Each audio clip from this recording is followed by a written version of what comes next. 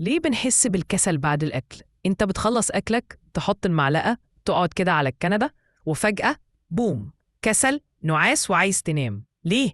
هو الأكل مش المفروض يدينا طاقة؟ أمال ليه بيخلينا عايزين ننام؟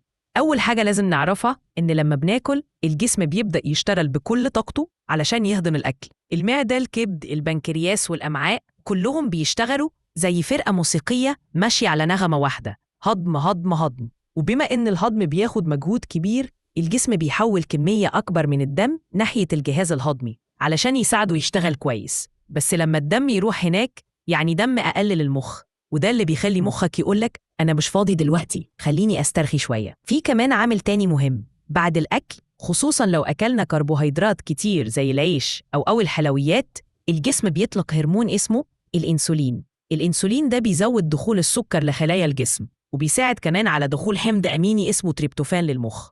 التريبتوفان ده بيتحول لهرمون اسمه السيروتونين، اللي بعد كده بيتحول لهرمون تاني اسمه ميلاتونين. والميلاتونين ده بالظبط هرمون النوم. فطبيعي تحس بالنعاس بعد الأكل. يعني الموضوع مش كسلك أنت، جسمك فعلا بيشتغل وبيتعب في الهضم، وبيفرز مواد بتخليك تحس بالهدوء والنعاس. طيب نعمل إيه علشان نقلل الكسل بعد الأكل؟ قلل الكربوهيدرات التقيلة في الوجبة، امشي شوية بعد الأكل حتى لو في البيت، اشرب مية تساعد الهضم، وابعد عن الوجبات التقيلة لو عندك شغل أو مذاكرة بعد كده. وبكده تكون عرفت ليه بتحس بالكسل بعد الأكل. لو عجبتك المعلومة دوس لايك وابعته لأصحابك اللي دايما بيكسلوا بعد الغداء.